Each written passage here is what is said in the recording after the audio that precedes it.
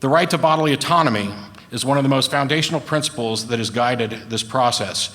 When a proposed restriction would violate this right, there's a very heavy burden to overcome before that violation can be justified.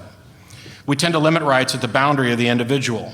One person's right to swing their fist at some point ends at some point prior to contacting somebody else's nose. And I'd argue that even if we were to go so far as to declare the fetus a person, a huge irrational mistake in my opinion, that fetus's right to swing its umbilical cord ends somewhere prior to the wall of the uterus. When it comes to pregnancy, there are a lot of potential rights to be considered, and it may be the case that there's no compromise that will be satisfactory to all parties. The nature of the situation may be such that there are always going to be irreconcilable conflicts. How is it that one ignores the rights, desires, freedoms, health, and humanity of a living, breathing, thinking, feeling person in favor of another person, let alone in favor of a handful of cells or developing fetus that is neither viable or conscious? It's likely that you'll hear appeals to the value of life, things like it's human, it's alive, it's equal. But is it really? When we talk about the value of life, we're not talking about the value of a heartbeat, we're talking about the value of experiencing life, living life, awareness. Terri Schiavo was dead long before anybody pulled the plug, and a fetus, while it is as alive as a mass of cancer cells, under one definition, is not alive in the sense that it is not reasonably equivalent. Consider teratomas, which include organs, unique organs. How do you make that distinction? The biological complexities of this situation are staggering. Abortion is the termination of a pregnancy. It is something that I think could arguably be considered self-defense in many cases, and not just when your life is necessarily in danger. You have the right to defend yourself in all sorts of situations. But the bodily rights argument specifically addresses this issue of personhood, whether or not there's an individual. So my argument isn't sound depending on whether or not it's a human. I could acknowledge, I could grant, as a matter of course, yes, the fetus is a person, and let's give it every right a person has. I won't do that because I think that's stupid.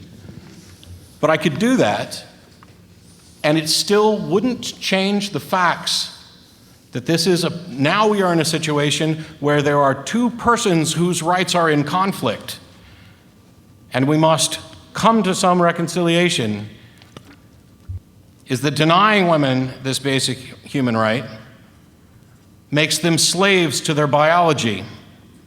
It attempts to justify this thinly veiled naturalistic fallacy, basically amount to, yes, you're pregnant and you don't want to be, that must be terrible for you. I'm sorry that nature has screwed you over, but that's the way it has to stay. Unless we find that your life is at risk, I'm assuming you do make an exception in the case of the mother's life? If there is no other, yeah. Oh, yeah. Well, I shouldn't have asked a question. Sorry, cheating.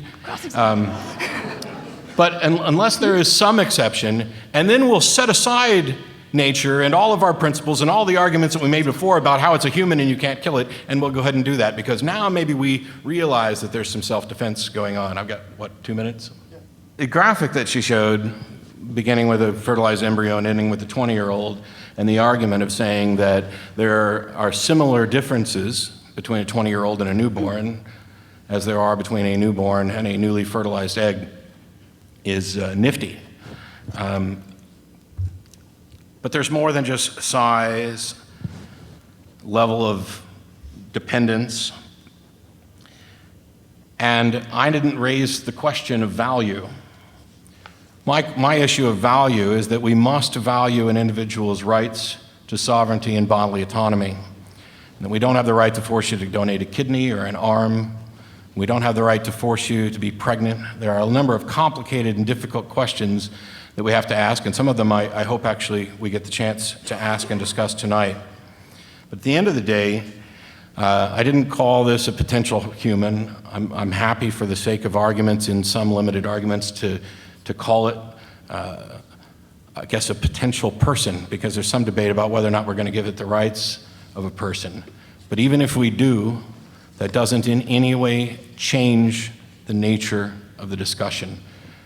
I can have a kid, and I do not have any obligation to donate blood, kidneys or make use or allow them to make use of my body.